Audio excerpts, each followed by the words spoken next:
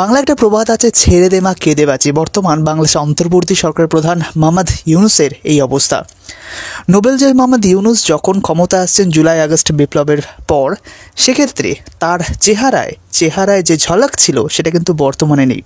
এবং বর্তমানে আমরা দেখছি তিনি জাতীয় ঐক্য গঠনের চেষ্টা করছেন, এবং এমনও খবর শোনা যাচ্ছে একটা জাতীয় সরকারও গঠন হতে চলেছে। তো হঠাৎ এমন কেন সিদ্ধান্ত নিলেন মোহাম্মদ ইউনূস? তারা তো বলেছিলেন, উপদেষ্টারা বলেছিলেন যে সময় লাগবে, সংস্কার করতে সময় লাগবে, নির্বাচন এখন প্রয়োজন নেই বা অন্য কোনো দলকে আসার প্রয়োজন নেই।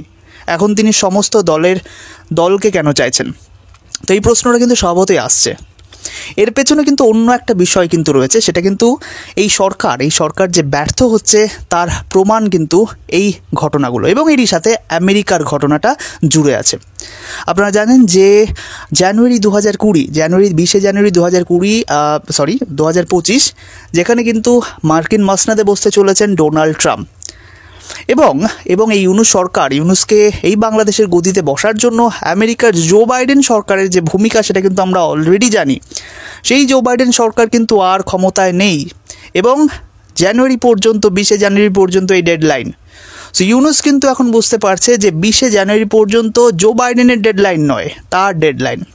এক্ষেত্রে অনেকে বাংলাদেশের বর্তমান অন্তর্বর্তী সরকার, অনেক উপদেষ্টা, অনেক সমন্বয়করা বলেছিল, যখন এই ডোনাল্ড ট্রাম্প ক্ষমতা আসছেন তখন তারা বলেছিল যে মার্কিন রাজনীতিতে কোনো পরিবর্তন হবে না। সেক্ষেত্রে যে সাপোর্ট বাংলাদেশ আমেরিকা যুক্তরাষ্ট্র থেকে পেয়েছিল সেমনটাই পাবে।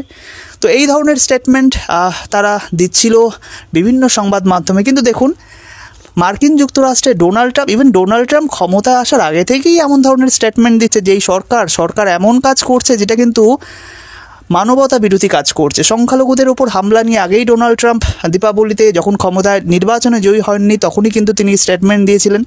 তারপর যখন তিনি নির্বাচনে জিতে গেলেন, একে একে তার আধিকারিকরা বিভিন্ন স্টেটমেন্ট দিচ্ছেন। এক্ষেত্রে মৌর থেকে শুরু করে বেদান্ত প্যাটেল থেকে শুরু করে লিসা কার্টিস থেকে শুরু করে সকলেই কিন্তু এই ধরনের স্টেটমেন্ট ইউনূস সরকারের বিরুদ্ধে দিচ্ছে। ইউনূস সরকার যে পদক্ষেপ নিচ্ছে সেটা এই হবু মার্কিন সরকারের যে পছন্দ হবে না সেটা কিন্তু এই ইউনূস বুঝতে পারছেন, এবং তার জন্যই কিন্তু এই ডিসেম্বরেই তিনি সমস্ত কাজ করে যেতে চাইছেন, এমনটা কিন্তু বিশ্লেষক মহল দাবি করছেন।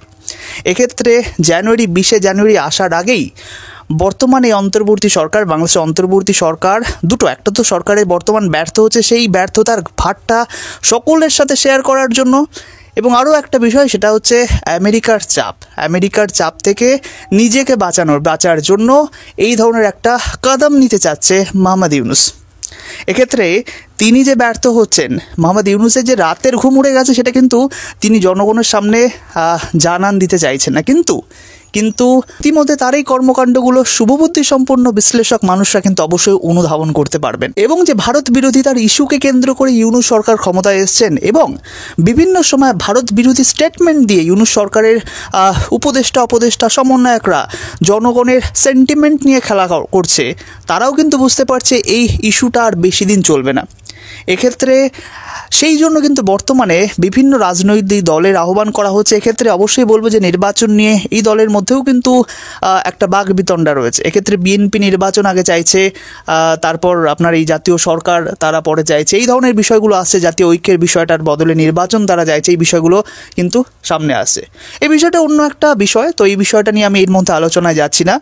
তো যে আলোচনার মূল বিষয়টা সেটা হচ্ছে বর্তমানে অন্তর্বর্তী সরকার হঠাৎ কেন এই স্টেপ নিল, তার পেছনে কিন্তু মার্কিন যুক্তরাষ্ট্রের আপনার ডোনাল্ড ট্রাম্প রয়েছে, এবং তার পেছনে কিন্তু অবশ্যই 20 জানুয়ারি এই ডেডলাইনটা রয়েছে। তো এই বিষয়ে আপনার মতামত অবশ্যই কমেন্ট সেকশনে জানাতে পারেন আপনার মতো করে, এবং ভিডিওটি আপনার প্রিয়জনদের সাথে শেয়ার করবেন। ধন্যবাদ আজকের প্রতিবেদনটি দেখার জন্য।